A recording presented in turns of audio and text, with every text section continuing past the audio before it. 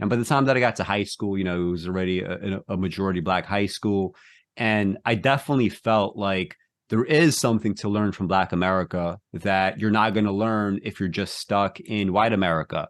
Hmm. There's a lot to learn from either walking through some of these neighborhoods that you might not be living in.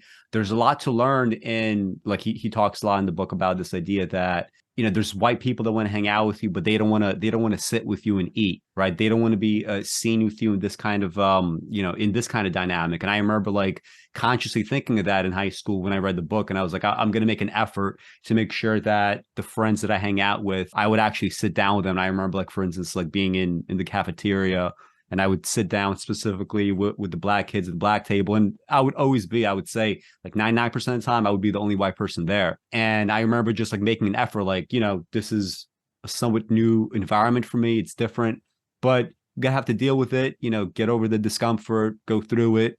And eventually, like, it'll be fine.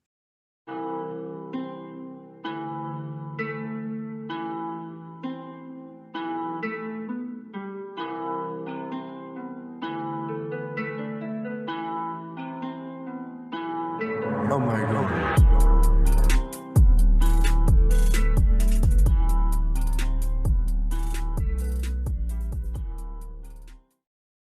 Hi, everyone. I have a pretty special episode of ArtiFact today. We're going to be doing this book, Eldridge Cleaver's Soul on Ice. I am joined by Keith Jackewicz. Yeah, it's the same edition from when I first read it. And the reason why I'm doing it is October 2023 is going to be the 20-year anniversary of my having read it. And it seems kind of weird, I'm guessing, for most people to be able to be so specific with dates as far as reading any book. In my case, it is a book that actually just totally changed my life. I very much view my life as a little less now, but maybe like the first 10 years or so after the fact, I always kind of viewed my life as this is before I read the book, and this is my life after reading the book. And that's because when you look at most people's reading habits, especially those that have like any sort of either writerly or intellectual output, they say things like, I don't have a specific incident or a book that changed me. I just noticed that I was reading from a young age, and little by little, I read more and more and more, and my life just kind of opened up in that regard. But for me, it was the opposite. I rarely read before reading this book. And after I read it, I just like took a week off from, I was in high school at the time. So I was like, you know what? I'm not going to go to school for the next week. I was lucky enough that I could just not go to class and nobody really asked any questions. And I went to the library, picked up a bunch of books, went through them. And it used to take me months and months to get through a single book. And after that, it was much faster. So, and I mean, there might be different reasons for it, right? Eldridge Cleaver, of course, he was a member of the Black Panther Party. He wasn't exactly a co-founder, but by the time that he became Minister of Information, he was one of the three sort of like top figureheads. Hmm. And he had both a weird and kind of like telling life that we're going to get into. The book itself has this kind of, it's sort of a patchwork in the sense that on the one hand, he could be an excellent writer. In other sections of the book, it's just terrible. I feel like there's a lot to discuss. And Hmm. Keith, I think, has not read it prior to this show. So this is his first time reading it. And maybe we could get into your impressions of the book as an adult reading it now. I've heard you talk about it before. I know the name of Eldridge Cleaver, but I never really delved that deeply into him or any of his work. Uh, it it was an odd book to read because there are times where he'll really just get on a roll and he'll be putting out something that's like really, pretty interesting and well written. Certainly has a lot more passion and fire and lyrical dexterity than most ostensibly leftist writing of any era, which is pretty notorious for being turgid and obfuscatory and just, really dull and boring to read, even if you think it contains important information. He was doing stuff that he was trying to communicate ideas on a more like kinesthetic and visceral level than a lot of left-wing rhetoric usually does. And so there are passages that are really interesting, and then there's but then he gets off on these tangents because he is obsessed with this sort of like ersatz black masculinity that he's like trying to construct as the demiurge of the movement that he wants to build, this black men reclaiming something of their masculinity that has been stolen from them systematically by the white race, and his obsession with that leads him to both just like cringeworthy passages, you know, where it just feels like he's waving his dick around, as well as, and we'll get into this, pretty horrific homophobia against James Baldwin in one extended sequence in the book. And also, he sometimes gets himself into trouble as well because his sort of infatuation with his rhetorical ability and his ability to flourish his writing, you know, that, like you said, it's like this performative blackness. Like I said to her sister, I said, you know, it's like this kind of, and I'm not saying there's anything wrong with using components of black speech in writing, but the way that he does it juxtaposed against the, you know, would-be literary qualities of other sections of the book. So he's like constantly stepping on his own toes, you know, even in passages that are otherwise well written. There will often be a sentence that clangs or has an obvious cliche because this wasn't a purely literary work. It was a piece of political polemic as well. And so he probably felt like he had to include, you know, say, cliches of everyday speech that might resonate with people, or he wasn't laser-like focused on trying to eliminate those things from the writing. And so it's just it's an odd jumble of brilliance and gibberish. And it's not surprising that he went on to have the rather colorful and pointless life that he seems to have lived after this book was written, because he doesn't seem, he's not really grounded in anything very rigorous. It's kind of just all coming from his gut, and you could argue that you know it is reflecting his philosophy of the super masculine menial and the omnipotent administrator, the black man as the body and the white man as the mind. And so his writing, it is a body that is, you know, seeking a mind that it has not, you know, had access to for a very long time. And so it's structurally recreating his point, and maybe that's rhetorically effective, but just as an artifact, as a found object,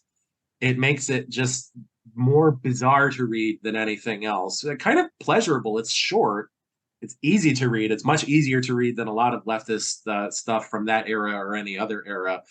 But you mostly walk away from it thinking that it's just it's a relic of a moment that will probably never present itself in the same way again. And I can't imagine that it would have a lot of relevance to any contemporary leftists of any color because of these qualities. Yeah, when I think back to, well, what was it specifically about this book that had the kind of effect that it had on me? First of all, I'm not sure if like any other kind of book would have done that trick in that way. Perhaps I could have been similarly affected by Malcolm X's autobiography. And it's one of those things where Malcolm X's book is, I think, is an objectively superior book overall. And yet, absolutely. And yet, you know, if it's one of those things where if you're already just kind of like so affected by something else to begin with, your threshold for having some kind of transformational experience tends to get higher and higher and higher, right? Like I would not be right now in the position very easily to read something that would totally change the trajectory of my life, simply because I've already had many of these experiences, not just with Eldridge Cleaver, but books after the fact as well. And I think, I like to keep an open mind. There's definitely stuff that I come across now where an opinion that I might have just totally changes. And it's not one of those things where I get defensive about it. Instead, it's kind of like, oh, wow, this is a new way of thinking about this. Now this opens up new avenues for something I might do in a book, something I might put in an essay. So if anything, I view these kinds of things as pretty transformational. But back in 2003, when I was in high school, it also came on the heels of first of all, a rap album titled Soul and Ice. It's a 1996 album by this rapper named Ras Kass. And it has a similar kind of dynamic where there's like a mix of stuff that is pretty cringeworthy and over the top and silly, and sexist and racist and all this other stuff. But at the same time, there's enough good there where you start thinking, especially as a teenager, well, there seems to be some sort of like possibility for artistic expression in the arts. And even if this isn't like the be all end all, this is an example of something that one might do. Same thing with Cleaver's political writing. To your point, most political writing, especially at the time, it's just kind of like stuff that's either dripping in cliches or it's very, it's not something that could easily hit you very hard. Like I remember for a long time, just like seeking out Huey P. Newton's book, Revolutionary Suicide, which like in the library system in New York City, all the copies that existed, they were either lost or stolen.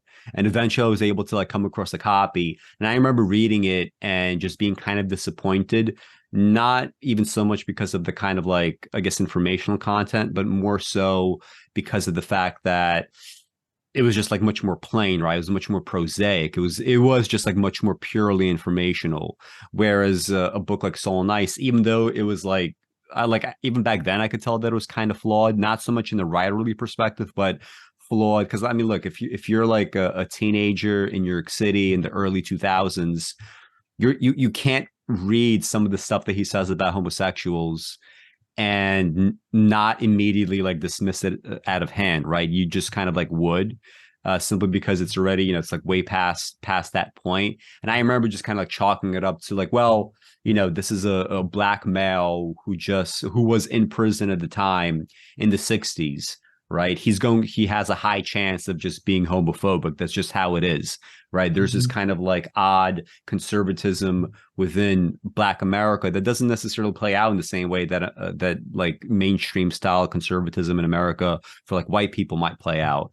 And I wonder what you think about this kind of like whole idea of, it feels like anybody that was like really far on the revolutionary left, whether it's even like now, honestly, or back in the day, there was always this veneer of social conservatism as well. There might have been like some elements of like, I don't know, like free love or like whatever else, like in some segments. But I noticed, for instance, like when I first like started doing like political type activism or whatever in high school, I came across the Bob Avakian Party, Revolutionary Communist Party, and all the people. Whenever I'd meet people from that group, yeah, they would always be just like totally homophobic, and Avakian himself had like all these like weird homophobic essays like well into the 90s or maybe even the early 2000s. So there was always this kind of like very weird distrust of sexuality, in the sense that they would say stuff like, if we have like a communist revolution and we have like perfect equality, then homosexuality, which is just capitalist decadence, would die out.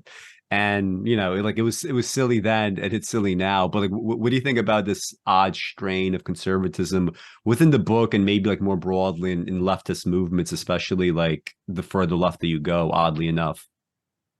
I will say that when it comes to historical leftists, there is some leeway that you can give them because they did not have access to all of the scientific and anthropological data that we now have that shows that it's not necessarily born this way, but it's basically a fixed aspect of your character, your sexuality. It's not something that you can exert conscious control over, and it's not something that it's not something that can be changed, nor would the methods to change it be particularly humane. And they couldn't look at the anthropological record in as much depth and see, oh, there's been lots of indigenous societies, which are ostensibly the kind of societies that we're trying to recreate the patterns of in a post-industrial context, where homosexuality and gender nonconformity and other things were pretty common and not policed especially harshly in a lot of those societies. So it's a certain amount of ignorance, I guess, could be ascribed to it. But I think if you're things that are outside the ken of class specifically are often seen as foiling the class war. You see a lot of leftists now, like, there's a lot of annoying patterns that you see in media around issues of race and gender and sexuality and things like that. But that doesn't make that one subreddit that was the stupid ID Paul, stupid Paul. I mean, that doesn't, excuse the often pretty thinly veiled like racism and sexism and things like that you could observe pretty palpably on that website, but they sort of got it in their head, like, if we have to litigate all of this stuff at the same time as we're trying to fight the class war, then it's going to be used to divide us. We have to work with the tools that we have, and the tools that we have just happens to be a multi-century construction of the nuclear family and heterosexual pair bonding, and so anything that tries to challenge that is just going to get in the way, and it's not part of our liberatory project, So, and Yeah. I would say that the conservative elements that you are identifying as having been on the left and maybe further to the left, I would say that's not as true nowadays. I mean, you do have some pretty hardcore Marxists that will talk negatively about homosexual and transgender people nowadays, but that's not that there's not really a lot of support in the community for that anymore. I would say it's mostly been chased out at this point. The people that have those kinds of impulses and inclinations, they're basically like quasi-fascist intellectuals now, I would say. They've kind of gone, because if that's the thing that is the most important to you, then you're going to probably not go towards the left nowadays, and you could just be an Aleksandr Dugin or someone in that kind of, I've got a new kind of fascism and it's better and it's not going to go bad like the last one did, kind of right-wing intellectual, or like Nick Land or people like that. There is this like post-left movement now as well. So of people that basically say, okay, I've read and imbibed the critiques of Marx and I agree with some of them, but ultimately what the things that I value, like traditional family or whatever bullshit, is not being met by the left. So I'm like kind of a Republican, but I'm also critical of the Republicans, and I read Marx and I talk about Marx. And you see some of that on that. The internet has made things a lot more fractal and bespoke. And so it's, if the left gives you shame for your homophobia or whatever, it's a lot easier than it ever was to just flake off of it. Also, because the left is no longer composed of organizations pursuing concrete projects as much as it is basically just an intellectual subculture at this point. So you're not really losing anything if you flake off of the left the way that you would have been if you had been like engaged in building unions and doing revolutionary actions or plotting bombings or whatever. So it's the stakes are not as high that the left has to like account for and build in space for people that have like more socially conservative views as it used to.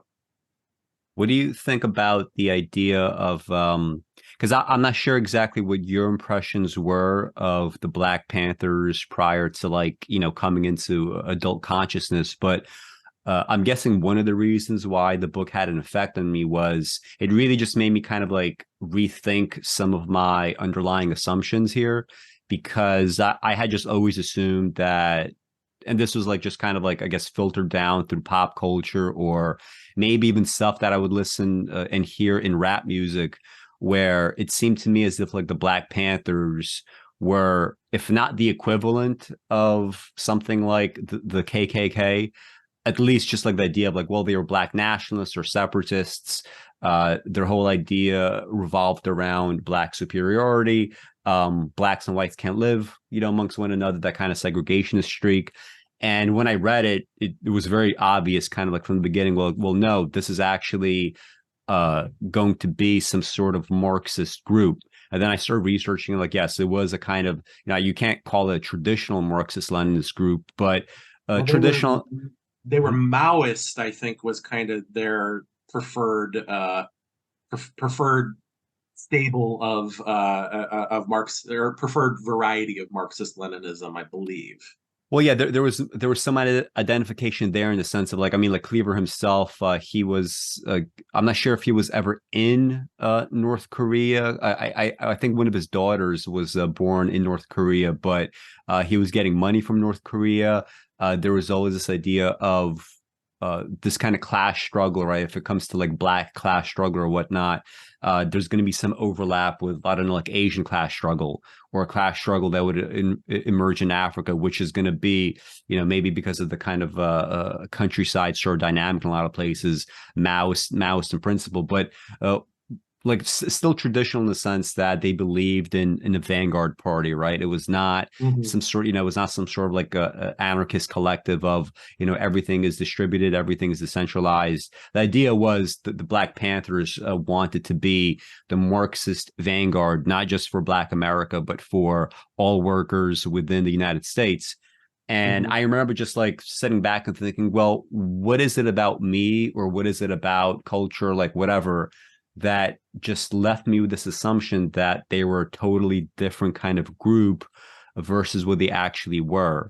And I mean, that is like one thing to think about. Like, so like, did you, prior to like really like reading about this kind of stuff, did you have any impressions on the Black Panthers that were like, I guess, different from reality, or what? Yeah, I mean, I think the only, prior to, I mean, really prior, because I was kind of just a regular shit lib until 2016, basically. I think the election of Trump really did sort of shatter a lot of varieties that I held very closely about, like the way that society was and progress and what is actually happening. And so it really opened me up to reading a lot of perspectives that I had previously dismissed as like total failures. I mean, I don't exactly know what I would call myself, because I sort of pull from a lot of different leftist traditions, but I find aspects of all of them interesting and potentially useful or worth combing through. But so prior to that, I'd really never researched the Black Panthers all that much, and I think probably in Forrest Gump, his girl that he is in love with, longingly wants to be with for most of his life, she falls in with a Black Panther during the portion of the movie that is in the 1970s, and they all just seem like a bunch of anti-white assholes in that movie. One of the most popular reactionary texts of the 1990s, I think you would have to call Forrest Gump. And just sort of ambient depictions in I remember in history class in high school, when you would get to like the 1960s, I feel like I remember the Black Panthers being mentioned, and they didn't really talk about like the class aspect of it. It was more like the Black nationalist or separatist or Black supremacist aspects. And the thing is, like, it's not untrue to say that these were like elements that existed in like a big party like that, because that's just the nature of a party. Yeah, of course it did. Yeah, a bunch of people together, you're going to have some cranks in there, and cranks can ascend into, I mean, this guy is a crank. I mean, I think it's clear that he's a huge crank, but you don't get the story that they were really, like, they were actively trying to filter out the cranks. Like, they were trying to come up with they were consciously trying to come up with a better political line. And ultimately, the fact that they attracted such attention from the intelligence and security states, it has to tell you that there was like some kind of potential in what they were doing, because if they were really as clownish and awful as the mainstream historical record would have them to be, then there would be no reason not to just let them, be the like repugnant face of leftism in America or whatever. There would be, because the Nation of Islam was not similarly targeted. The Nation of Islam is still around and kicking, and basically it doesn't have as much cultural purchase as it did in the 1960s, but it's still around. I was walking around Manhattan like a few months ago, and there was a bunch of like Nation of Islam guys on the sidewalk, just like yelling at every white person that walked past them. So what were they saying? Oh, I don't remember. I wasn't paying attention, but I just could, like, everybody that walked by, they were like heckling and like, look at this guy, this white man right, right here kind of stuff.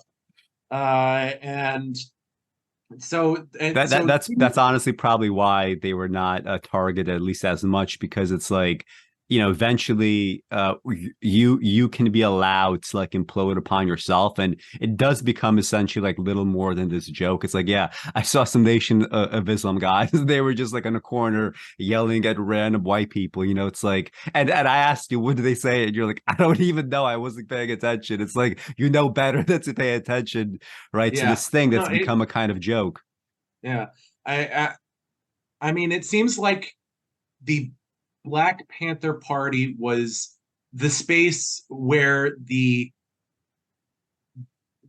tension that exists between like the struggles for racial reconciliation and the desire for like a class-based politics could potentially have been worked out. I think Maoism is kind of insane, so I think they would have had to drop that eventually if they were really going to get anywhere, because Maoism is basically like the Marxism of a mostly peasant society. And there's that Matt Christman bit about how Americans kind of live in the same psychic space as French peasants from the 19th century, just like a processed version of Marx's sack of potatoes. But other than that sort of like metaphorical similarity, the conditions, we're not anything like that. So that wasn't gonna, you can't, even if it would be like satisfying to treat Black people as a class, as like an internal peasantry of America.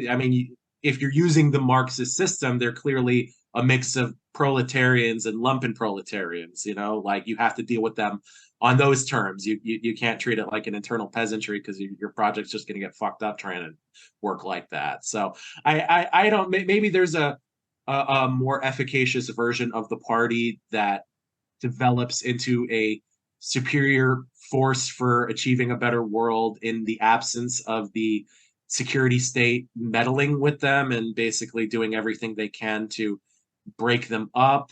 Or maybe they were just doomed to failure either way, because Marxism in America just doesn't really have any purchasing power in a country with such a large and consumerist middle class that probably would have to see like a hit to its quality of life for a more egalitarian world to exist. So I don't know. I think there are more interesting groups certainly than the mainstream narrative around them would have it, though. Yeah. I consumed a lot of Black Panther literature in high school after this book. And there is something called the New Black Panther Party, which I don't know if it's defunct at this point, but I remember like 20 years ago researching them, and they seem to actually live up to some of those like Forrest Gump stereotypes that we heard about. And maybe that's actually part of the reason, at least, why, people like maybe have that impression. But to your idea of like, well, did the state sort of view them as a threat because they really did try to make them implode? I'm not sure how true this is, but I did hear that the California laws about open carry changed specifically because of Black Panther Party activities. Like, for example, one of the main things they did pretty much from the beginning, the foundation, was they did these armed patrols, and they were supposed to be kind of, patrols against police and police brutality, that sort of thing.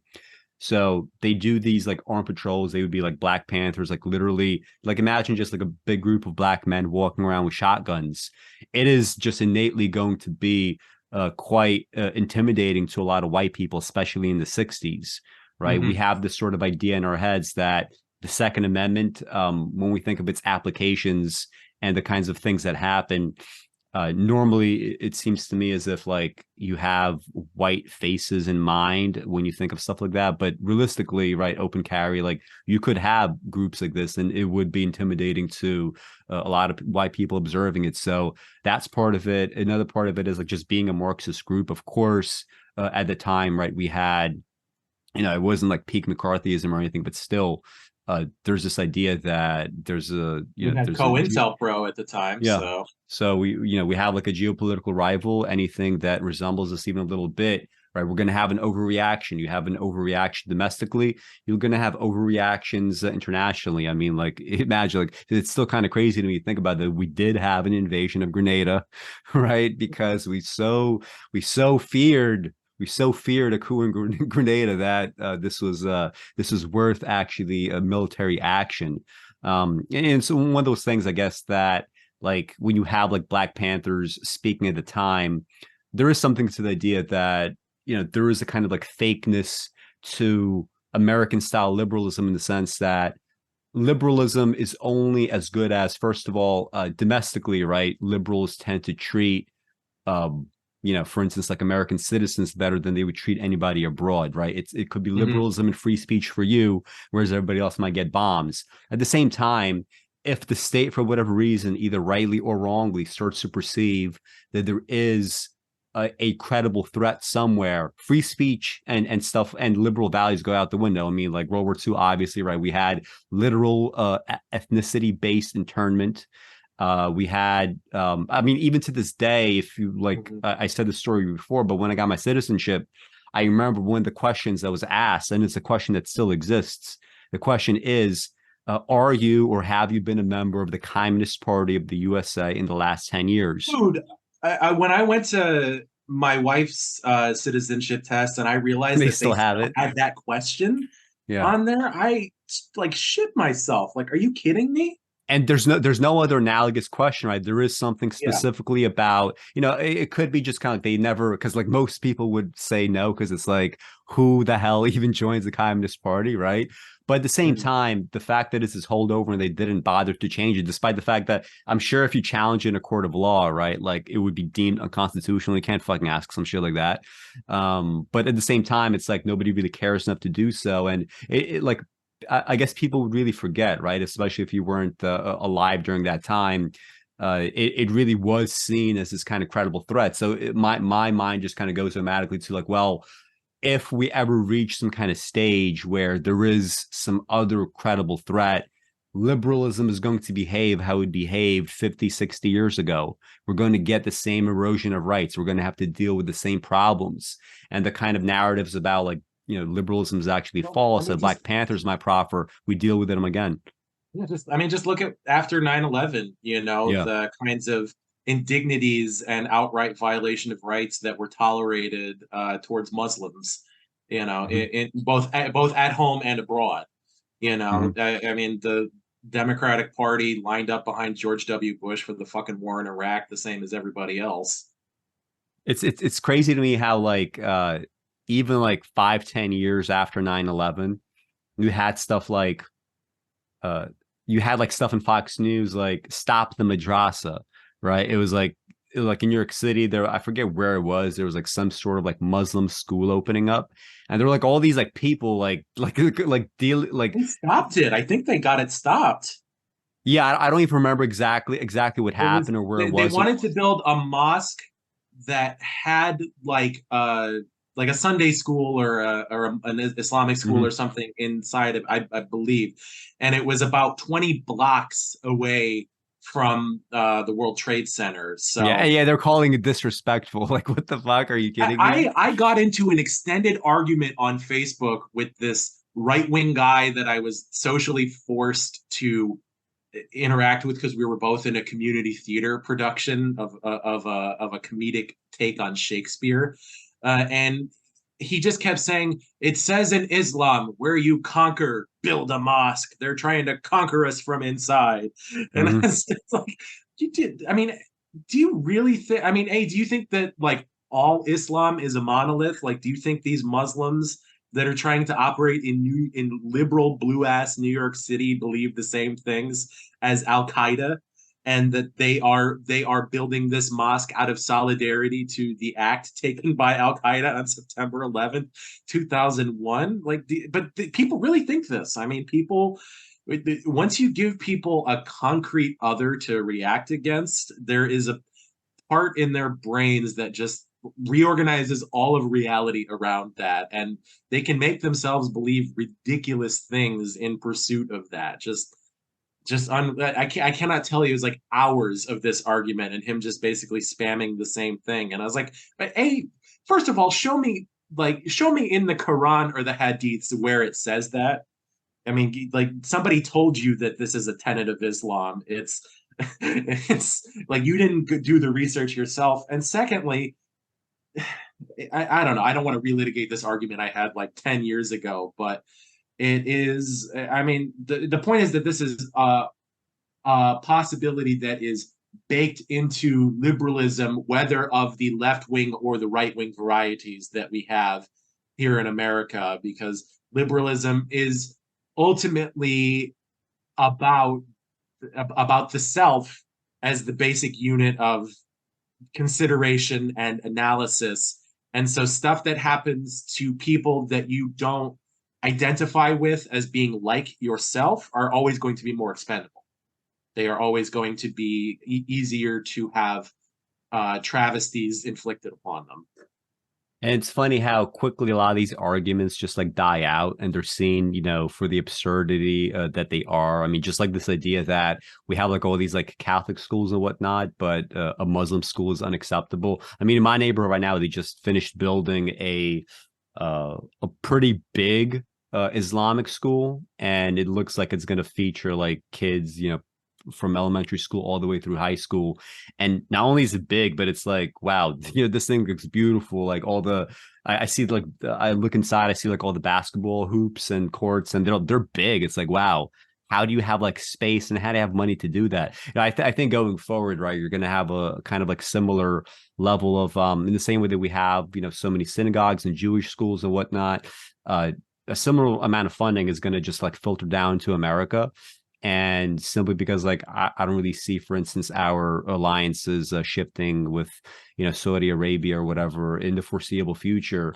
All of this money is just going to like filter through through different avenues, and it's going to be seen as like very American to accept it and very American to support it. And I remember like back in 2016, during the peak of like the fears about Trump and concentration camps and anti-immigrant sentiment, I was like, with all these figures like Richard Spencer or whatever, I was like, I remember I told you this soon after the election, I was like, this is like the dying gasp of specifically this kind of overt orientation. This is going to be all that stuff that I would maybe read about and be cautious about, the American history X type of like over the top racism. It was like all fantastical, like it was all kind of in my mind in the early 2000s. Then Trump came to power. I was like, there's no way that this would really have the kind of resurgence. Like it has to be packaged in some other kind of way. So just going forward, right, I feel like there's going to be some realignments happening. What do you think about in the book? There's this very odd kind of dynamic going on where, on the one hand, Eldridge Cleaver he's like skeptical of white people in like black politics or getting like enmeshed in black issues, but at the same time, it seems like many of the white writers writing about race that he like proffers as like examples of either good writing or thoughtful or something, worth considering, a lot of it I would consider to be like really over the top, like poser shit. Oh, yeah, absolutely. Yeah, that Norman Mailer thing, he keeps Yeah, like coming back. yeah. Like Norman Mailer, for instance, like he's really into Cleaver is very into the essay by Norman Mailer called The White Negro, which is like it's such a bad essay. Not only just like writing like sentence by sentence is just horrible, but there's really no ideas that I could latch onto in any way. Like if maybe it was something that was considered revolutionary in some way when it was written, but there's no way that a modern person reading that would come away feeling good. And he even highlights, this is on page 94, when he's going through like I guess the Beat Generation and whatnot. He's highlighting this passage from Jack Kerouac's On the Road, as he calls it remarkable. And the passage is, at lilac evening, I walked with every muscle aching among the lights of the 27th and Welton in the Denver colored section, wishing I were a Negro, feeling that the best the white world had offered was not enough ecstasy for me, not enough life, joy, kicks, darkness, music, not enough night. I wish I were a Denver Mexican or even a poor, overworked, I'm going to say because it's here, anything but what I so drearily was, a white man disillusioned. All my life I'd had white ambitions. I passed the dark porches of Mexican and Negro homes. Soft voices were there. Occasionally the dusky knee of some mysterious sensual gal. The dark faces of the man behind rose arbors. Little children sat like sages in ancient rocking chairs. Now, he doesn't comment on it further, so I don't know if he calls it remarkable because it sort of tells you something about a certain white psyche, or whether he agrees with it. I mean, to his credit, he does like at the beginning at least have like some words about the kind of almost like orientalization of black experience, and like and soul food or whatever. He's like, we should get some of the bourgeoisie to subsist on soul food and see how quickly they die from it. But like what do you think about this kind of odd strain in Cleaver, where he seems to be like resistant to this thing, and yet at the same time he's embracing what you and I would call like the ultimate like white poser? In the case of Norman Mailer specifically, I haven't read very much Mailer, but it's my understanding that he was thought of in his day and still is as kind of a more masculine novelist, as someone who Yeah, was. who like stabbed his wife. Very, very like the kind of like Yeah, fixation of well, masculinity, like the way that it comes out, it's so crazy. well, but if you look at Cleaver's own life, I mean, Yeah, there exactly. Same. certainly some, there might be a deeper frequency on which these guys are connecting Hmm. than just the pure ideational frequency. In the case of Jack Kerouac, it seems like he does both like it and also think that it's telling, from what, because I feel like there's more than one spot in the book where he praises Jack Kerouac Hmm. and the Beats as transformative figures. And Allen Ginsberg has some good poems, but the others, almost everything written by the Beats, just does not hold up that well. It has to be said.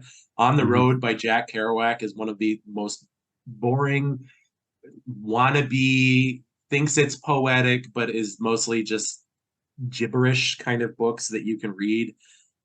Burroughs was just like out of his mind and trying to describe like his own experience of drugs and pretend that it was some deep wordsmithing project that he was engaged in. uh I don't know. I mean, ultimately at this point in his life, he is, he is thinking of himself as an intellectual and an aesthete as much as he's thinking of himself as a political actor. I mean, you wouldn't write this book this way if you weren't trying to plug into a community that probably gave him a lot of comfort when he was in jail. There's not a lot of beauty in jail, but they let you have books, and there is beauty in some books. So I see it as him kind of trying to take one thing that gave him comfort in one kind of way and plug it into this other thing that he's gotten interested in, and pretend that it's actually the embodiment of something that's important to his political project. These weren't a bunch of white posers flopping around and doing drugs and whatnot. These were the first stirrings of a new kind of mixed black and white racial performance that we're all going to be exhibiting in the future. These were the first stirrings of the crossing of the streams, the first burblings of segregation being destroyed, and people finally tearing down these cultural walls that have separated them for so long. And although it is funny that he finds something liberating about that idea, and in the last decade we have spilled so much ink about these, like the exact opposite, this sort of territoriality around black culture and black folkways being adopted by white people. It seems like the temperature has gone down on that a little bit in the last few years. I haven't seen somebody going on a hate-filled rant about like a white guy with dreadlocks in the last few years. You don't see as much talk about cultural appropriation and the like. It seems like that was either too much, or people realized that they were focusing on it too much, or whatever. But I mean, certainly if you were to ask people, I do still think they would tend to say that like white people acting like anything other than white people is like more of a threat than a possibility for anything else. So it's interesting how he could see some potential in the very stuff that is now like most decried in the social movements that are the successors of what he was doing at the time.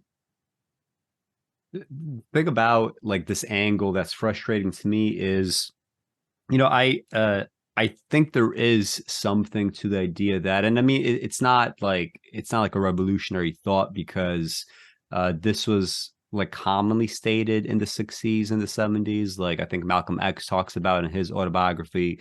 Huey P. Newton talks about this. Eldridge Cleaver talks about it in his book. So it was a common strain, this idea that the Black world has something to teach white America. And growing up, I mean, I very much identified with this, right? I sort of, going from Belarus, which is obviously like an all white kind of environment, to Brooklyn. Like I was in like Flatbush for the first year or so that I was here. Then I moved a little bit elsewhere, and I was always like in very kind of varied, diverse environments. And by the time that I got to high school, it was already a majority Black high school. And I definitely felt like there is something to learn from Black America that you're not going to learn if you're just stuck in white America. There's a lot to learn from either walking through some of these neighborhoods that you might not be living in. There's a lot to learn in, like he talks a lot in the book about this idea that, there's white people that want to hang out with you, but they don't want to sit with you and eat. Right. They don't want to be seen with you in this kind of, in this kind of dynamic. And I remember like consciously thinking of that in high school when I read the book. And I was like, I'm going to make an effort to make sure that the friends that I hang out with in school or outside of school, that were actually like, I would actually sit down with them. And I remember like, for instance, like being in the cafeteria, and I would sit down specifically with the Black kids at the Black table. And I would say like 99% of the time, I would be the only white person there. And I remember just like making an effort, like, this is a somewhat new environment for me. It's different, but you gotta have to deal with it, get over the discomfort, go through it. And eventually like, it'll be fine. So there is definitely something to that. I said before, like, so if Soul and Ice changed my life in one direction, just like maybe 6 months after this book, I came across for the first time this anthology of Harlem Renaissance poetry. And in it was Countee Cullen's poem Heritage. And when I read that poem, I immediately thought, okay, I'm interested in poetry. And although I haven't read much poetry, I was like, I know for a fact that this is a great poem, that this is such a great poem. And I want to like make my life about like, how can I figure out why that is? I need to answer why. And I need to have that answer like be able to be applicable to other situations, other poems going forward. And like listening to rap, right? One thing that really fascinated me was how at the time white art was more and more going in this direction of everything is subjective, everything is equally valid, don't worry about better or worse, everything is the same, everything is on the same level. And rappers, they never felt this way. They would always be very adamant about there is talent and there's a lack of talent. This is what it looks like. And they were very competitive about it. And I really enjoyed that competitive streak. Again, partly because, growing up in a city, as a kid, as a male especially, you're going to be competitive. And one of the ways that I wanted to be competitive was like, I realized, well, I could use my mind and I could write. And this is the way that I could like sort of like, forge something out of myself. So, and, Black culture was doing all these things that white culture was not. And I definitely think there's something to that. But at the same time, obviously you could go like very far in a direction where like Kerouac writes in that passage, all the little Black children that you see are sitting like sages, right? And just kind of like missing really just like what the actual reality is. Like I remember like in one of my classes in high school, I was tutoring some kids, and these are all kids from the Coney Island projects, and I was sitting with them, and I was like, all right, we have this history test coming up, and you're going to have to write a paragraph on this or that for the essay, and thinking like, damn, like they like this kid can't put together a paragraph. Maybe they could put together a sentence, but they can't put together a paragraph. This is really what what that day-to-day experience was like. And it was a struggle, and it was, they were trying to find a way out. And I remember like when after I graduated, I was telling people, yeah, I'm not going to go straight to college. I'm going to take a year off. And all the Black kids that I knew, especially the girls, they were like, no, you have to go to college right away. You have to actually do that. You can't, because the idea was there's such a fine line between saying that you're going to do something versus you could just like drop out immediately and never, ever, ever go, do this thing again. Right. Because in that experience, that kind of is the case. Right. Like if you just get off your pivot, even just for a little bit, all the plans that you have, they're going to go up in smoke. You might fall in the wrong crowd, right? Just like, and I didn't, and I was like trying to explain, like, no, you don't get it. I'm just taking a year off. And they didn't understand that. What I didn't understand was, that kind of like fine line. What they didn't understand was no matter what choices I would make, I would eventually make my way into college because my upbringing is not a typical Black upbringing, right? It's a more typical white upbringing. So there was that kind of disconnect that I started to appreciate more and more with time. So there's a lot to learn, it's true. But at the same time, like, I can't get over this very like poser sort of like element in Soul on Ice. Well, it's as simple as there's a lot to learn, but that doesn't mean you should fetishize it. Yeah. There's a lot to learn, but it doesn't hold the panacea of fixing everything that is wrong in your personal life or in society at large. It's not. There are aspects of it that should be scaled up. There's a YouTuber, FD Signifier. I don't know if you've watched any of his stuff, but he talked in one video about how, at least to his intuitive sense, there is sort of a like naturally socialistic like social relations that exist between Black people, just sort of a sense that like we're all riding the line where we are all in a position where we could fall. So if you need me to like watch your kids last minute, no problem. If you need to do this, if you need, if somebody gets behind, we'll all pitch in a few bucks and get it back up on their feet, so that I would say is something that probably white people could stand to, who are intensely individualistic in a personally toxic and self-destructive way.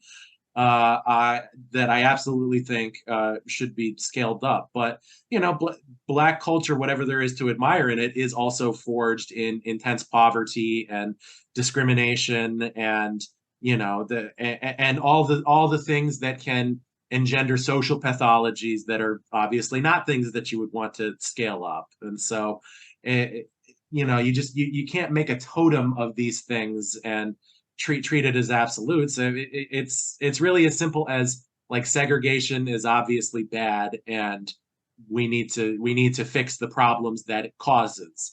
You can put it in the very flowery and abstract language that he does at the end with the omnipotent administrator and the super masculine menial and the ultra feminine and the Amazon and all this stuff. But in the end, all it's really saying is we need to do away with segregation, and people need to be allowed to be more fully themselves and not have to cordon off parts of themselves by holding up this power structure that requires certain things of them. And that's very, very reasonable and to my mind very, very obvious. And I do think that the basic point of what he's saying here, which is that Black America and white America need to come together and build something new for the future that is neither what Black people nor white people currently are, is just like it's obviously true. It's why I get very, very frustrated with a lot of the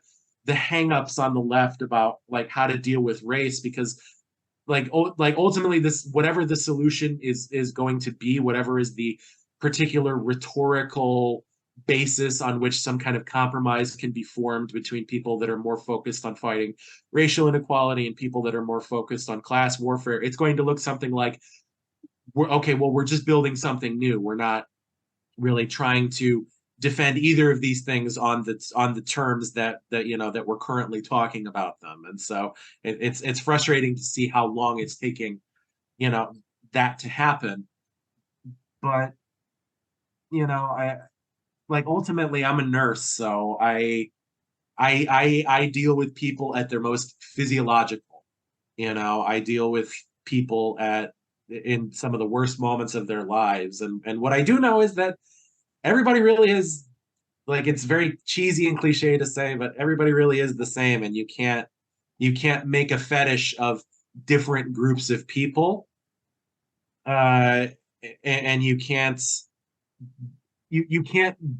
blow out of proportion what they actually are in your head because of your own dissatisfaction of your own life, because it's not going to help you and it's not going to help them.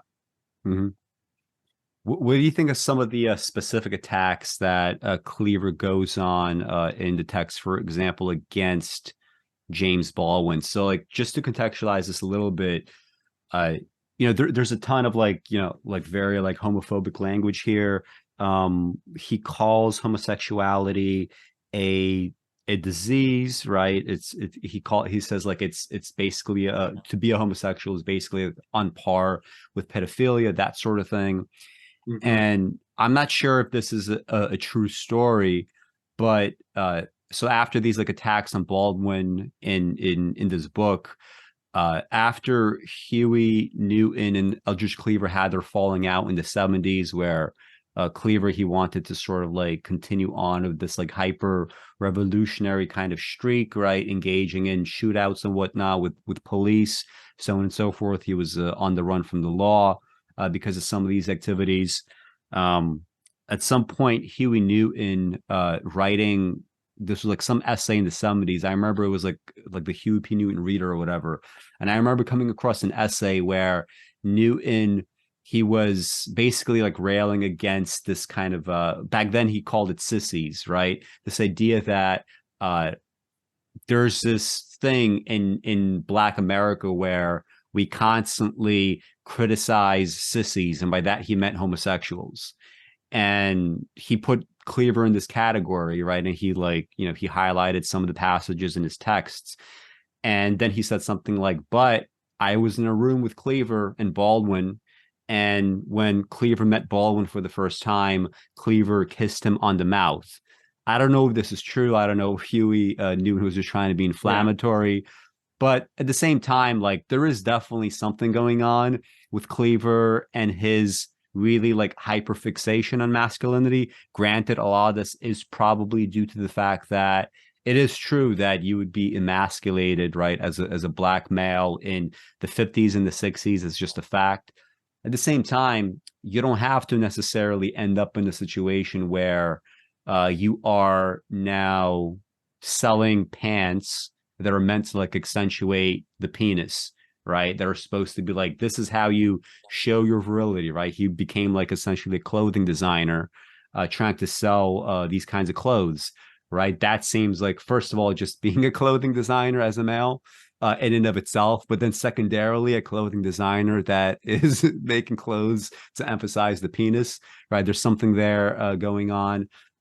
He could have been bisexual. He could have, been threatened in this kind of way, because like maybe you would have something else to say about specifically his critique of James Baldwin, but I don't really find anything in that critique. I mean, he at some point he says something like, in Baldwin's books, all the characters are sucking and fucking in a vacuum, and maybe there's like something a little bit to it in the sense that, like, if you read something like Giovanni's Room by James Baldwin, it's a book it's very arresting if you like know anything about Baldwin, in the sense that there's no black characters, they're all white.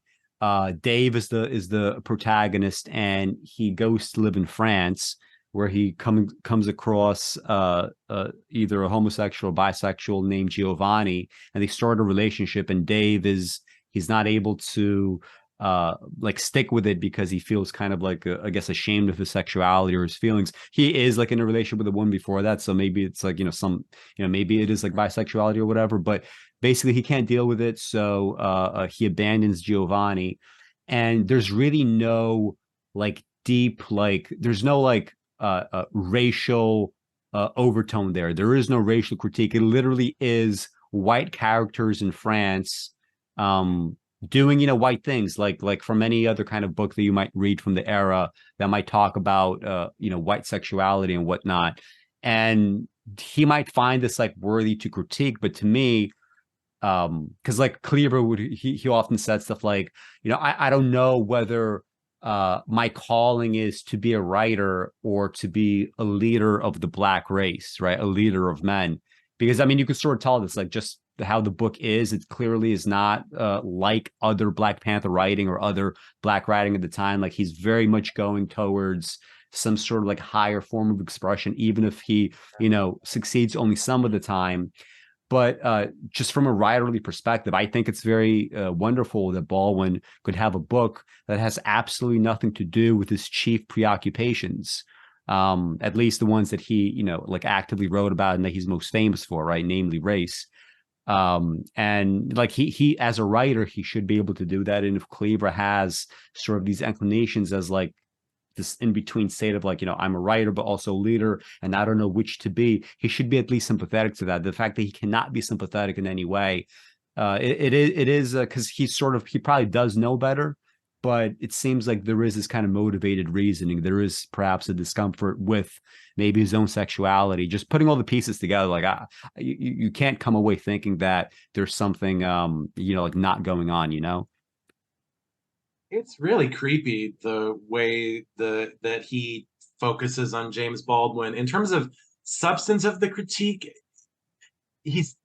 There's an implied argument that Richard Wright is a better novelist than James Baldwin, which I would say is true. Mm-hmm. James Yes. Baldwin was better as an essayist than he was as a novel. I mean, his novels are good. They're just not like they don't blow your socks off. They're very competent and very well written, but they don't have the sort of passionate incisiveness that a lot of his essays were able to capture. That critique. I mean, it seems basically that he was offended that James Baldwin was not a fan of Richard Wright, that he put violence where sex should be or whatever, and so he inflated this slight against a writer that he liked into this weird philosophical denunciation of black homosexuality per se, as basically racial self-hatred that leads you to want to get fucked and degraded by white guys, basically to bring into the bedroom the figurative degradation and castration that you undergo in your daily life in the socioeconomic spheres. And it's just the thing that's really annoying about the chapter is at first it doesn't start off extremely homophobic. He's actually very complimentary towards James Baldwin as a writer. I mean, he all but says, James Baldwin's a better writer than me, and he says he owes him a lot. And then it sort of starts making the case that James Baldwin has a dislike of Black people that you can find between the lines, and just also in the very fact that he is pursuing this sort of very this kind of literary affectation that has mostly been pursued by white people historically. I mean, I think that the latter is a little bit tendentious, but saying that we can psychoanalyze his writings and find sort of submerged racial self-hatred would be, perfectly fine, a perfectly fine focus for an essay. And then when he starts talking about the homosexuality, at first you're not sure if he's speaking metaphorically or not. At first you're not sure if he's just trying to do something. It's like when you read On the Jewish Question by Karl Marx, where it's not actually an anti-Semitic tract. It's like using the anti-Semitism of the day to make a point about capitalism and the trajectory that everybody was on, but it reads really weirdly from a 21st century perspective, and it's probably not the first thing that you would drag up from Marx's corpus if you were trying to introduce them to his writings, but then toward the end, it's just abject, homophobia. Oh, this is disgusting. This is just, pure filth. This is, this man who hates his race. He hates himself so much that he just wants to, like this, he can't be destroyed by the white people that he idolizes like he really wants. So the next best thing is, and he can't become white. So the next best thing is to have a white man shoot his semen in him. And it's just gross, man. It's just, I don't know in terms of what I mean, clearly it says something about him that he is so preoccupied with masculinity. It says something about him. I mean, assuming that he's telling the truth and that his rape of women was like a self-consciously political act that he was engaging in, it certainly says something about like his brain and the way that like sex and sexuality and penises and vaginas and buttholes and things like that existed in his brain, like all in a jumble with his politics and with everything else. And not to bring up the old saw of like right-wing conservatives are like all secretly closeted homosexuals or whatever, but it says something that he could go from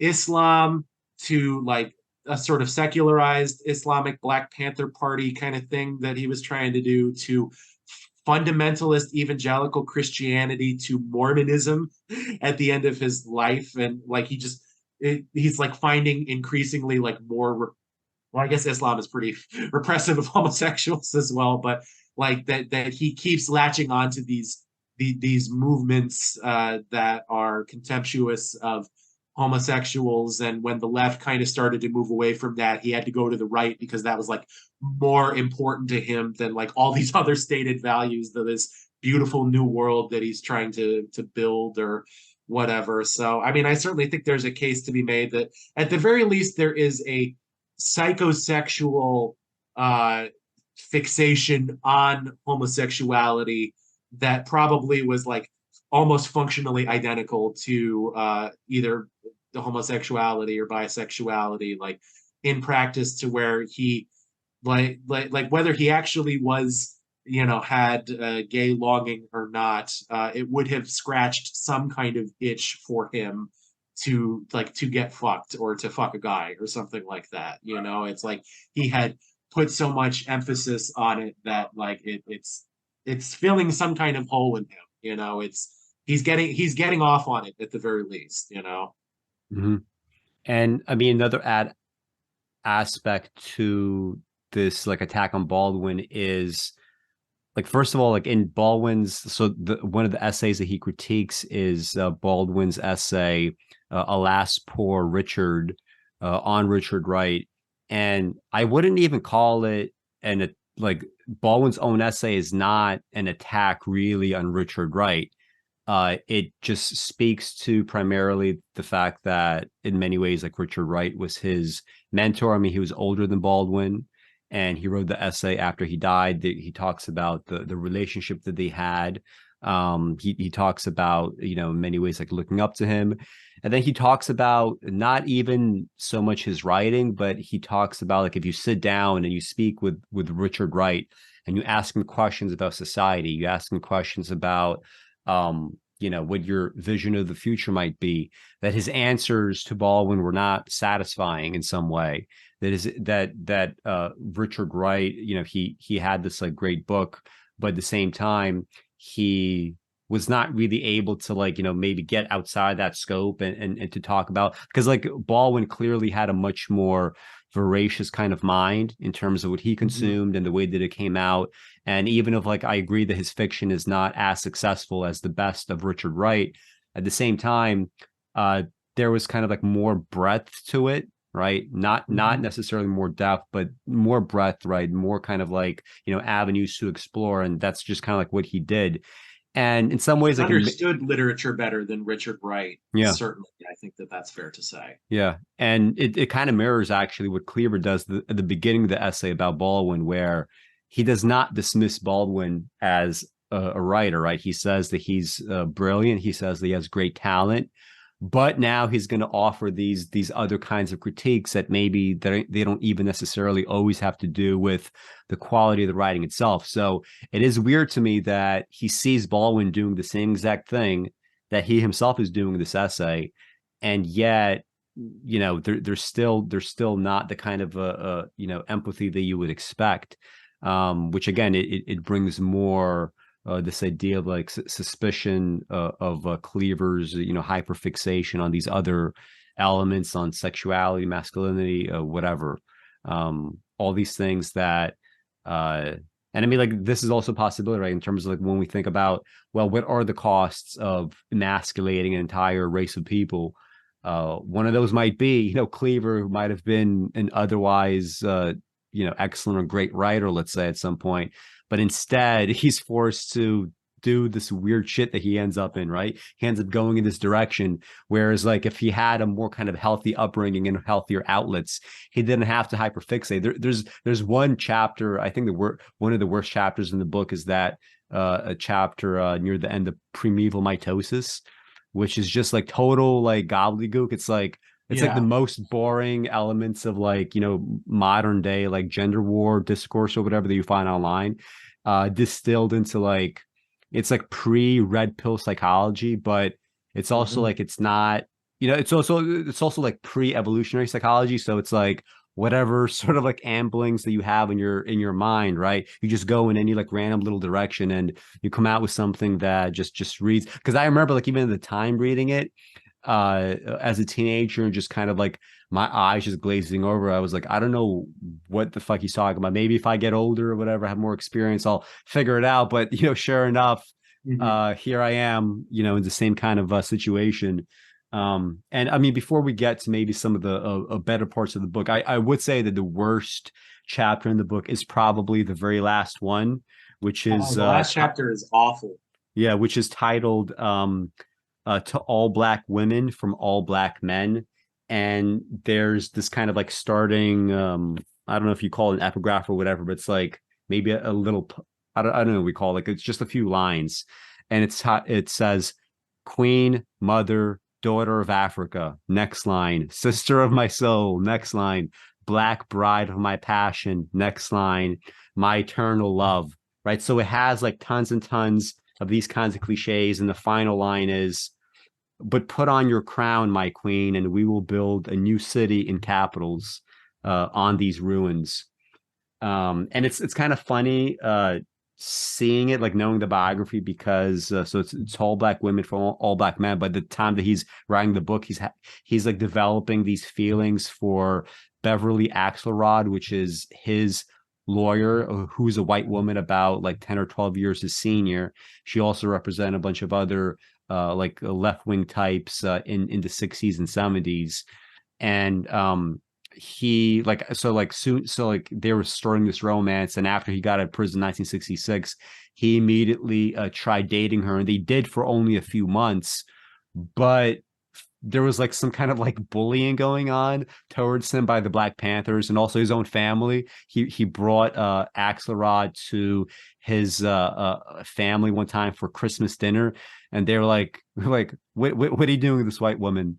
And other like Black Panthers were like making fun of him, like, you really, like, this like older white woman, this is who you're gonna go for. So it's kind of, it's almost a little bit similar to when I did that show with the Norman Finkelstein, when we went through the biography of Obama, where Obama kind of like felt early on like, okay, I'm dating all these white or Asian or whatever women, and if I want to be in politics as a Black man, I have to have like a proper Black family. So Yeah. you know, Michelle fits the bill. It's similar kind of like little thing going on here. So yeah, I mean, like, what do you? Maybe there's not much to say about the chapter, but what do you think? No, it's just bad. You know, I guess I can appreciate that he was trying to do something maybe a little more literary, like to end it instead of the politics, but Mhm.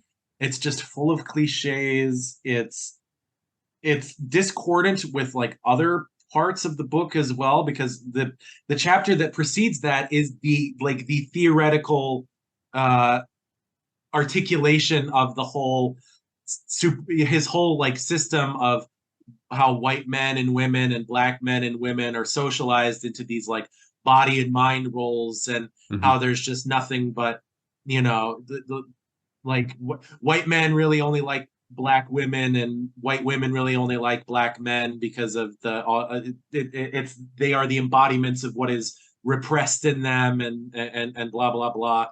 And you know, it just but then this comes right after that, and it's like, what? Okay, but you just spent the previous chapter articulating like the impossibility of this. You Mhm. know, you've spent the previous chapter saying, like, I mean, and so I guess it's supposed to be hopeful. You know, it's supposed to say like, okay, here's how it has been, but here's how it's going to be in the future. Mhm. But it just doesn't work. And what it's I it's weird because he clearly has some chops, so you wondered like what it is that stopped him from, because if you I mean, I don't love the chapter about the chapter about the super masculine menial, or and the rock and roll and all that, but Mhm. the ending of that chapter would certainly be a better ending to the book than the one that he actually includes. You know, this sort of begrudging respect for the Beatles as sort of creating the possibility for white people to step over the color line and embrace, you know, a more embodied sense of self than is possible in their in the previous white existence.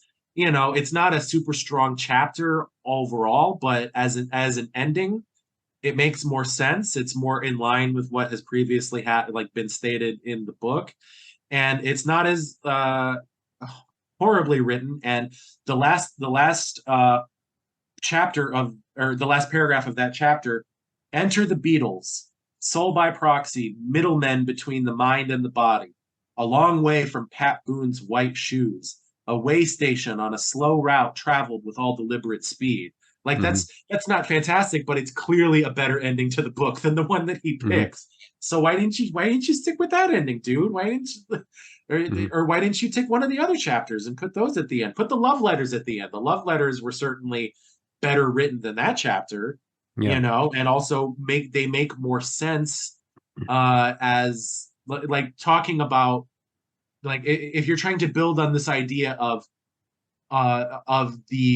Black and white people crossing the color line and building something new together, then the love letters that you wrote to your white lawyer about like love just like cracking you open and being this like terrifying thing, like that as a metaphorical embodiment of what you have described in the previous chapter, would be better and better written than what you ended with. So I don't know if somebody told him that I don't know if it was his idea. I don't know if it was an editor's idea, but just yeah, just leaves a really bad taste in your mouth. And I guess Mhm. the whole book kind of leaves a bad taste in your mouth because there's a lot of bad stuff in the book.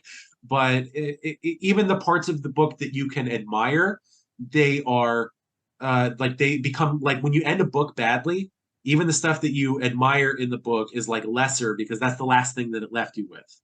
You know, Rashomon is a really great movie, but the fact that it ends very badly, sort of retroactive, because if everything was building to that, then what was the point of it all? You know, like if you can't stick to, I mean, there's a reason that when someone can't stick the landing at the Olympics, that significantly impacts the score. Mhm. You know, because like being able to do the flippies is one thing, but being able to do the flippies and get and land on the ground, you know, with perfect poise and perfect posture, that's the point of it. You know, I can do all that and land. You know, that's just kind of how people think. Is the last thing is what's going to stick. It's like the first thing and the last thing is what's going to stick with you. Yeah. Do you have a specific chapter that you think is the best? Because to me, I think overall, if I'm going to identify, so like first of all, I do agree that the love letters, surprisingly, because one thing that I was sort of like cringing internally about when I was going to reread this book, I was like, damn, I'm going to have to like read through some of the love letters, and I'm sure it's probably not handled very well, but they actually were handled pretty well. There's not that many cliches or anything like that. And some of the like he has like inversions of cliches. He has like little inversions of tropes, such as, you know, instead of like talking about like love or whatever, making him feel like, you know, powerless, or he talks about this like numb spot somewhere in his body, and you know he starts like referencing love as like, you know, dealing with like that numb spot, and it's just kind of like an unconventional way to like broach the subject. And also her letter back to him wasn't really all that bad either. And so like that part was surprising, but to me the best part I think is on page 51, the Christ and his teachings.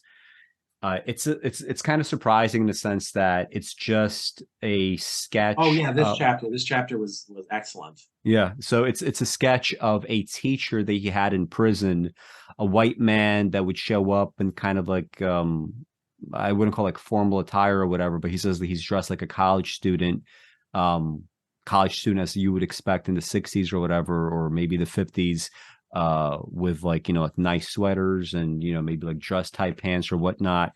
And he doesn't, you know, it's clear on the one hand that he's making a critique of himself in the sense of he was still trying to get over his own kind of personal racism, right? He goes in to prison, right? He calls himself a racist, and he says that, you know, I would like rage against the white race, and I would, you know, just typical like, you know, like Nation of Islam type shit that you would expect in late 50s, early 60s before Malcolm X's transformation. I wonder, honestly, to what extent Malcolm X's own transformation when it comes to racism and his feelings about the white race impacted Cleaver's, right? Because it seems like Cleaver could easily like take these kinds of examples from others into his own life. But he is like sort of dealing with that, but he's not like he's not being like overt and hitting, you know, you over the head with like at some point when he's asked to submit an essay to this teacher, he submits an essay where basically like on page 59 he says something like I wrote an essay that was so Love Jeff, which is the name of this man, refused to grade my paper. Or rather, before I get there, this is how the essay went. How can I love the man who raped my mother, killed my father, enslaved my ancestors, dropped atomic bombs in Japan, killed off the Indians, and keeps me cooped up in the slums? I'd rather be tied up in a sack and tossed into the Harlem River first. And Love Jeff, the teacher, refuses to grade it, and then they have this conversation. How can you do this to me? He asked. I've only written the way I feel, I said. Instead of answering, he cried. Jesus wept, I told him, and walked out. 2 days later, he returned my essay ungraded. There were instead spots on it which I realized to be his tears. And he doesn't like use that opportunity to just like dwell and like, yeah, I used to be so racist and now I'm not anymore. He just leaves it at that. That kind of self-critique that he does, it's an implied self-critique, maybe in the context of the rest of the book, right? He's able to control some of his worst tendencies, and the way that he and the way that he just describes this man, there's like so many like little elements that will stay with you. like when he describes how dedicated Lovejeff was to the students, he would say, when you came to Lovejeff's classes, you came to learn. If you betrayed other motives, get out of here this minute, without malice, but without equivocation. He was a magnet, an institution. He worked indefatigably. His day started when the school bell rang at 8 a.m. Often he would forgo lunch to interview a few students and help them along with their schoolwork or personal problems. He never ceased complaining because the officials refused to allow him to eat lunch in the mess hall of the prisoners. Had they given him a cell, he would have taken it, right? And it's full of these kinds of descriptions that really stick with you about this man. And, you know, it's just, you know, maybe he didn't have good teachers growing up, probably didn't to some degree. And this is the one teacher that sticks with him. And I mean, this is kind of like I guess it's a genre of writing, right? People often talk about teachers that really had an impact on them. And this probably, like, among that genre, it would be like one of the best artifacts in that genre that I can think of. And in general, the chapter in which that section is contained, it's called 4 vignettes. Which is kind of a joke because there's more than 4 vignettes. Yeah, I was thinking that when I was reading, I was like, what? Yeah. But I in general, I think that is like page for page, probably the strongest bit of writing in the book. In general, I would say that when he is writing about himself and things that he maybe actually plausibly has done, that's probably when he's at his strongest. He really does have kind of a knack for getting at the situation in a way that conveys the emotional truth without too many cliches, without dwelling on stuff or hammering stuff too hard. The chapter starts out with a section called "On Watts," where he talks about how everyone was so excited when they heard about the Watts riot. What year was that? 1965? Yeah, I think, I can't remember. And how everybody was claiming ownership, claiming that they're from Watts. I'm from Watts. Those are my people fighting the man, killing those pigs, all that stuff. And then goes on to say, this was all bullshit because Watts was, before all of this, thought of as like a shameful, horrible place to be from, full of just the lowest of the low of the Black community. And so we're like instrumentalizing this thing that previously we had treated rather shabbily in our conception of it. So that's good. Let's see. There is. Oh, there's a section called Eyes, which is just like, comparing one time someone said that he had nice eyes and one time that somebody said. Oh, yeah, I remember that. Yeah, one time that somebody said that he had the devil's eyes, and it's nice and short. It probably could be a little more developed, but just he is a very dualistic thinker. So in terms of embodying his overall philosophy, it's good.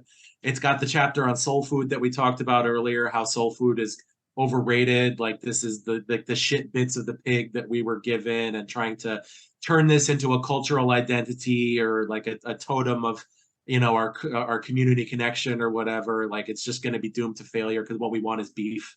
What everybody wants is beef because beef is the best.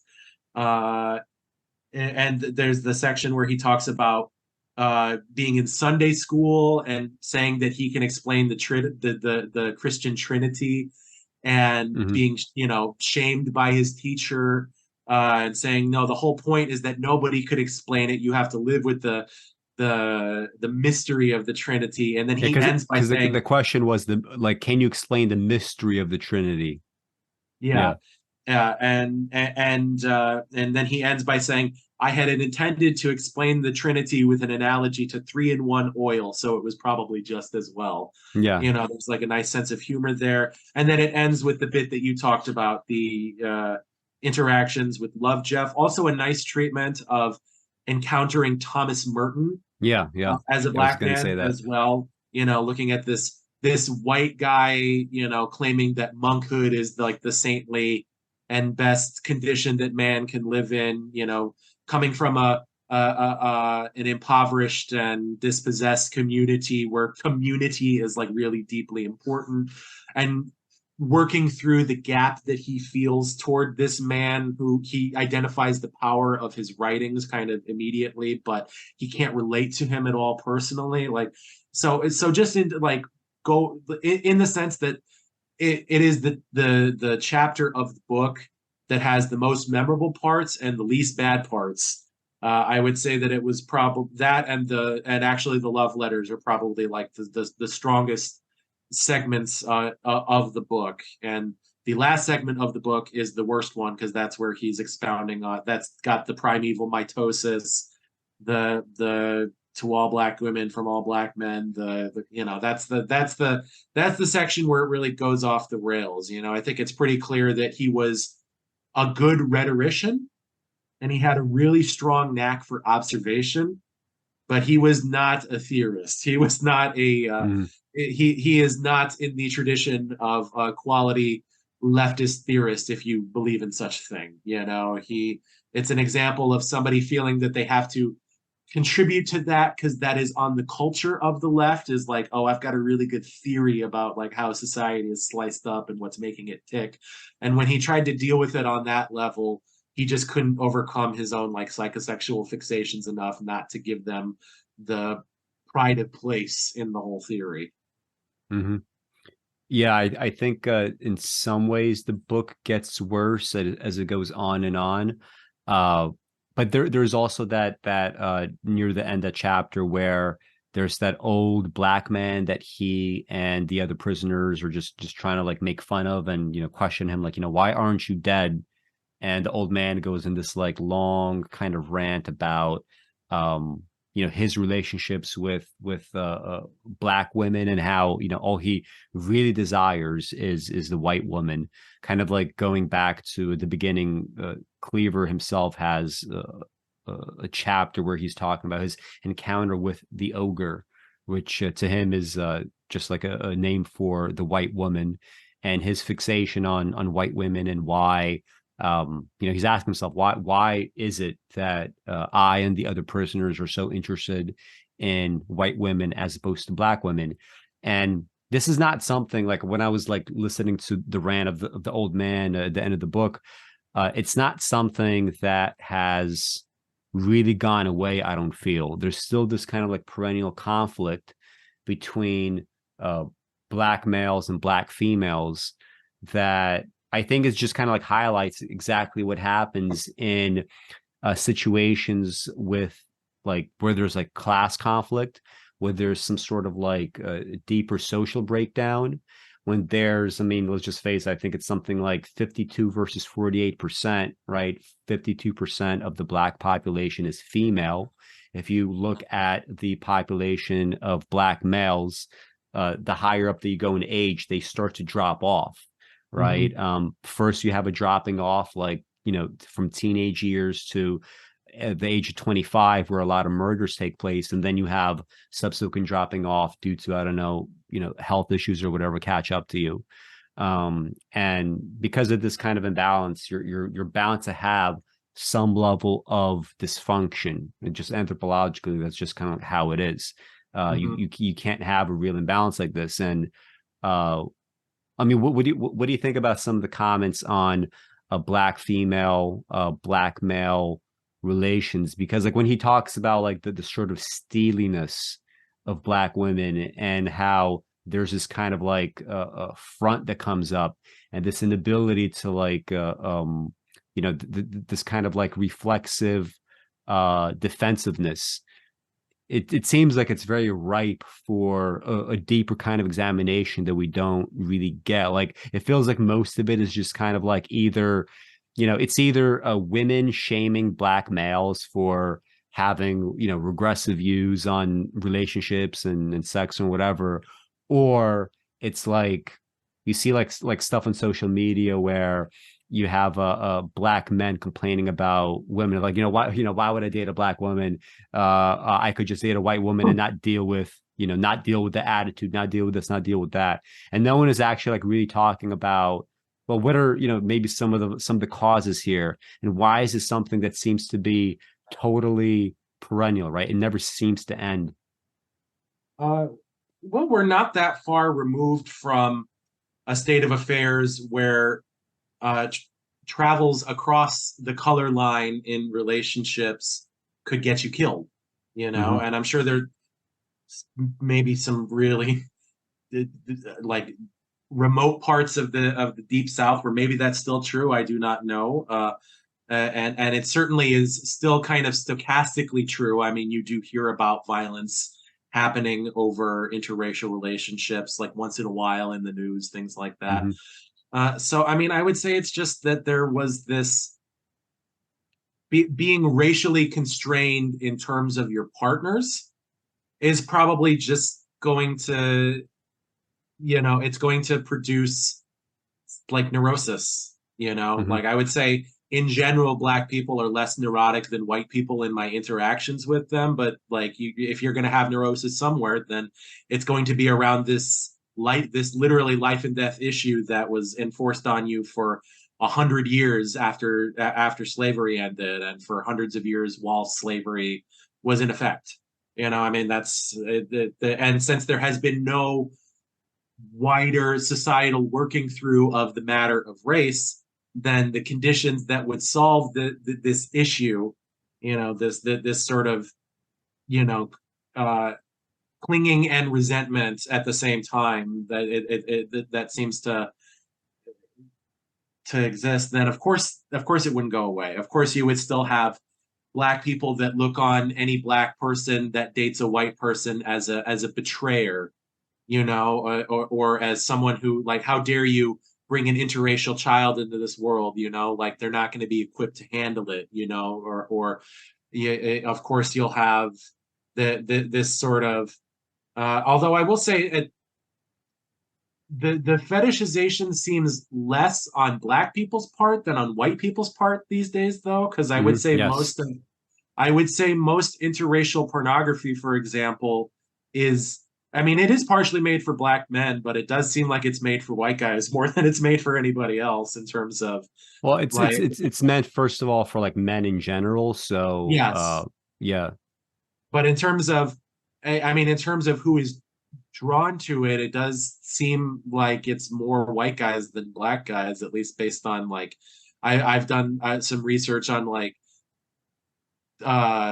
search results for porn and things like that people have compiled, and it's all these like lily white areas where you see like these really desperate searches for interracial porn and the like. So it does seem like it's more. I mean, it's clear that Cleaver is describing something real when he's talking about all of this stuff.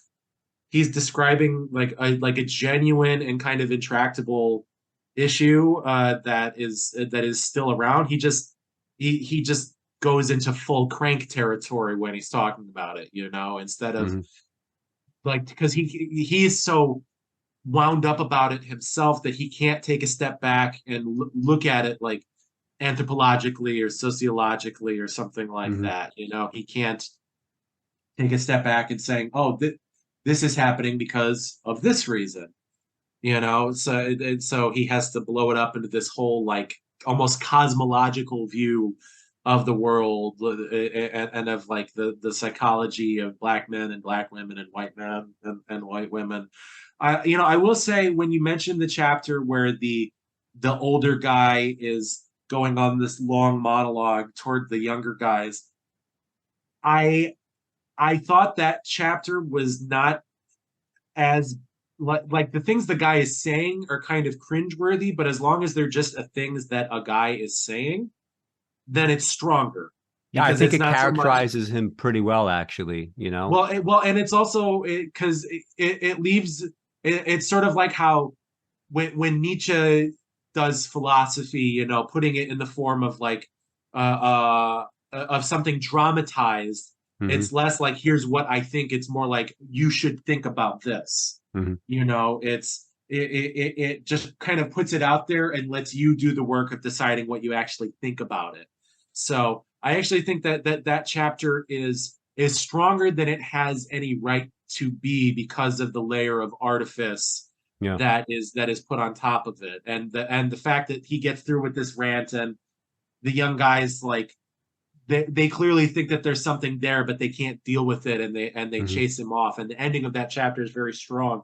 I actually would say that the thing in fiction that it reminds me of the most is the scene in The Turin Horse, where the two main characters get a visit from this like old cranky, like Nietzsche of the heartland or whatever, that comes in and just starts doing this rambling monologue about basically just like being and becoming. And I remember when you saw that movie, you said it's almost like the field itself has come in and started Mhm. talking to them about their lives. And Mhm. it reminds me a lot of that. And so if he had just left it at that, it would have been a lot stronger. But when he actually tries to formalize it and like try to say that this is actually the way that reality is like materially functioning, it's just like, it not only is silly, but it like undermines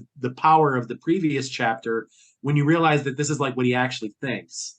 If it was just this guy, like this older black guy who is sort of said it, that is being chastised by these young guys for not having been sufficiently radical in his younger years, and he lays out this harsh truth that these younger guys just don't want to deal with in their zeal to create a new world or whatever. That has some power, and to then go on and undermine it with this long, like rambling, like I said, almost cosmological system of black and white sexuality. It's like, it just shows that like ultimately he didn't. It's like you said, he didn't know what he wanted to be. Do I want to be a writer, or do I want to be a political leader? And those really are two goals that are like at cross purposes, I would say. I know Mhm. Stalin had some youthful dalliances in poetry, and I don't know if you've read any of it, but I've heard that it's better than you would think that he would than it is. But I have my skepticism toward that, I would say. I actually haven't. I probably should, because it's the second time you're mentioning this, but Have I mentioned it before? I think so. Like Uh, I remember you saying something like it's better than you would expect it to be or something. well, I've never read it. I just Mhm. I it has a better reputation. Okay. That doesn't mean anything, of course, but Was he writing? I Was he writing in Georgian or? I would imagine that he was writing in Georgian. Yeah, I believe he was, as a matter of fact. Now that Mhm. so neither of us can read it in the original Georgian, but One of the but in brilliant general, I moves. would say that political leaders really do not make for good artists, because the kind of limitations that material reality imposes on you when you're trying to deal with politics is sort of the opposite of the freedom of the ideal world that is really kind of necessary for an artist to spend a lot of time with, to come up with interesting and novel combinations of Mhm. whatever discrete combinatorial system they're working with, whatever medium. Well, one of the brilliant early moves of Soviet identity politics is to make a Georgian, right, the head of state, over everybody. Yeah. Before we close this out, and my final thoughts on Eldridge Cleaver in the book, let's just talk about the Patreon show. So we're going to be talking about COVID stuff. Where I mean, recently Keith was like, "Isn't it kind of weird how the more and more alarming studies about COVID and long-term consequences come out, the less and less of it that we hear unless you're actively seeking it out." Which I started noticing myself back in January 2022, when the first like big study started coming out about long-term COVID, even among the vaccinated and other, even if you don't have, let's say, technically long COVID, the kinds of consequences that you might have. And the fact that like like I remember reading one study, it's like people's brains would shrink after infection. I was like, why don't people know about this? And still, people don't know about it. And I think there's a reason for that. So we're gonna talk about that.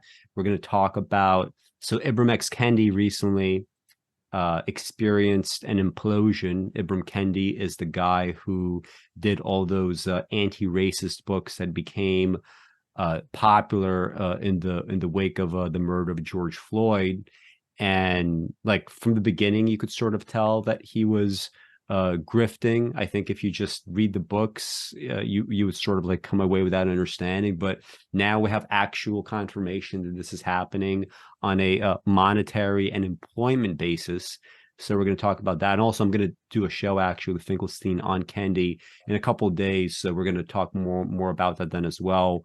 What other topics? Was there something else on your mind recently? Oh, Matt Kreisman and the Chapo Trap House stuff recently, where Kreisman was, I guess, hospitalized, and maybe we'll I would actually suggest that we probably shouldn't talk about that, just because they did sort of request, like, privacy. Please don't like speculate on what's going on. We really just don't want to share it. No, well, not in the hospitalization, but maybe just talk about like some of his work. Because I mean, you would mention him before. We can talk about him as a figure, certainly. Yeah. I mean, this is just kind of like the impetus, because he's kind of like in the he's in the news, as it were. So just as an impetus, and I mean a bunch of other topics. If you guys want to see the whole collection of topics, everything that we talk about.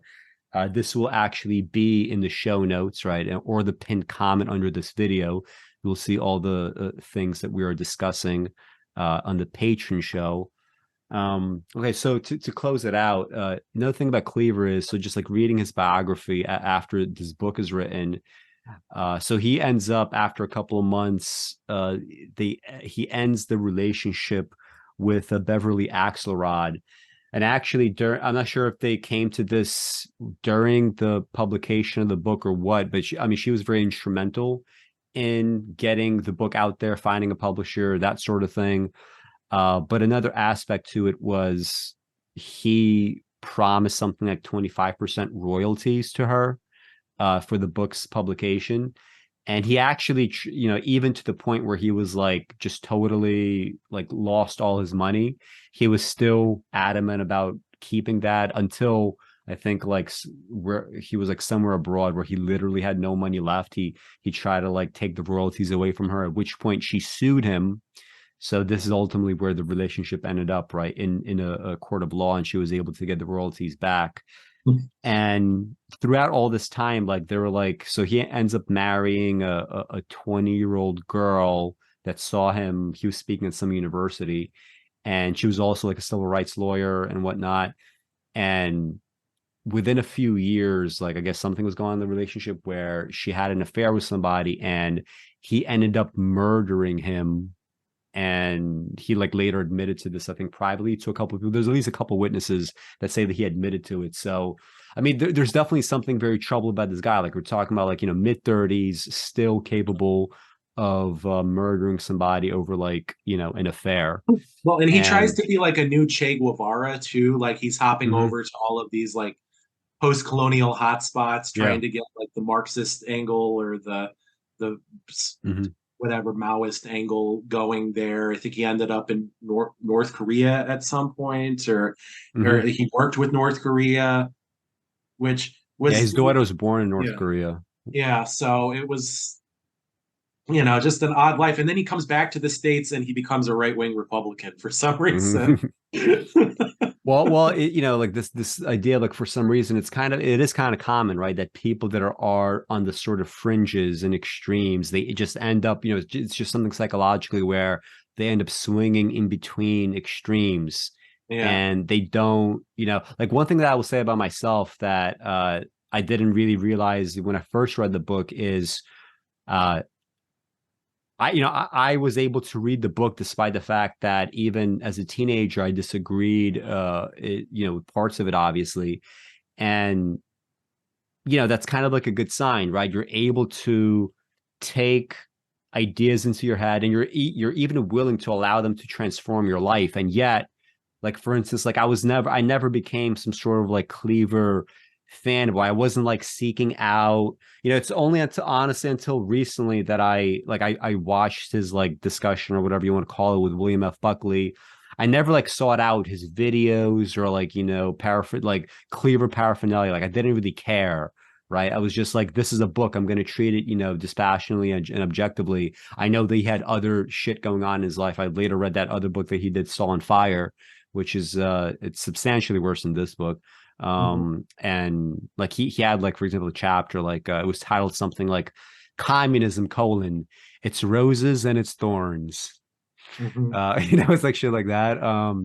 But anyway, so yeah, there's definitely like something about him that is like very off psychologically, which is like it doesn't quite surprise me that he was in some ways like very much a writer, right? Perhaps even more so than a leader. It seems like as a leader, he failed again and again and again. It was even kicked out of the Black Panther Party. So, but like it kind of makes sense that somebody that is like so troubled would also have these, like artistic kind of inclinations going on. So yeah. Well, he is in some ways a very similar life story to somebody like Malcolm X. I mean, his crime of choice was rape instead of theft, but he went to prison. He had this opportunity to read stuff that he had never had the opportunity to read before, living like a hustling lifestyle, just like riding the edge of poverty and ruination.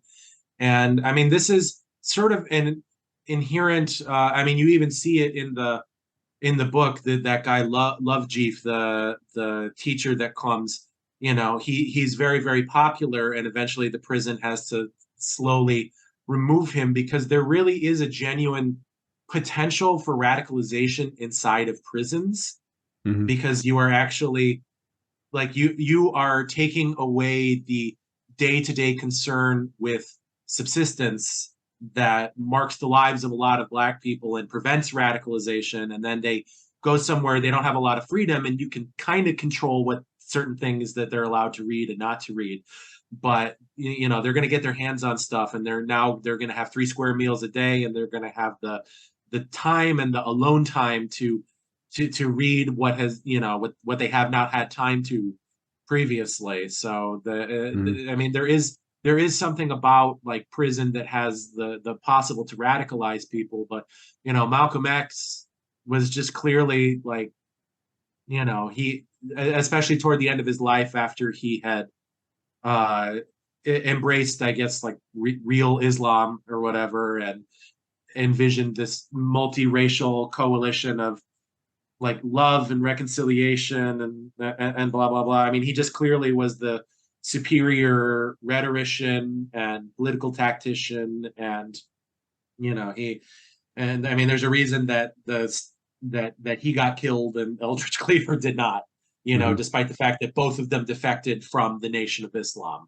There's a reason that he just like artists are like inherently a little bit clownish, like there is an immaturity that marks most artists, and that would prevent them from being effective political leaders, but he thought he could do both, and in the end he ended up doing neither.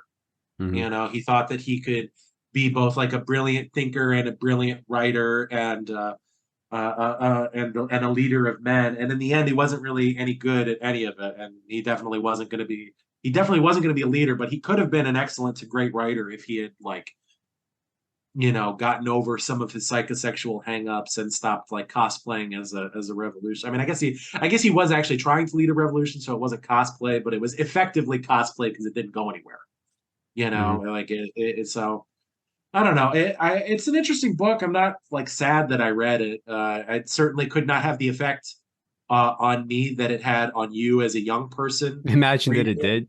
Imagine that it did, right? I imagine your life was transformed right now. Yeah. No, my transformative thing was another very flawed work, was seeing the movie There Will Be Blood when I was 18.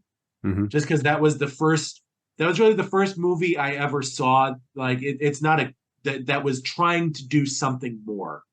I now know as a more venerable scholar of the cinema that it fails in a lot of ways. It's not nearly as good as it thinks it is, nor as it was portrayed at the time. But it did open up the possibility that like a movie could be like, it could contain something more than just like the normal things that a movie contains that you pay $8 for. It didn't just have to be a superhero movie or whatever. That movie, and oddly enough, the movie Ratatouille, were both that for me, in the sense that they spurred me to start seeking out, they spurred me to start seeking out more and more and more movies and find more stuff that contained those kind of qualities that I identified in those two movies that I wanted to experience again, basically, So, but I wouldn't do a show about There Will Be Blood because there's not nearly as much to talk about.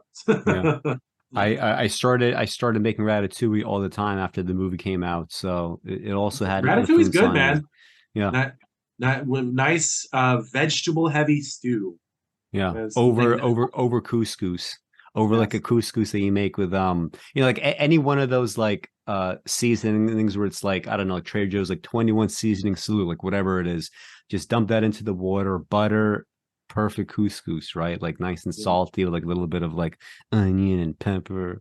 Yeah, I mean, objectively, that's how people should be eating, right? Like large quantities of vegetables, like a small quantity of grains, and then occasionally you can have what's the meme? You can have little of meat as a treat.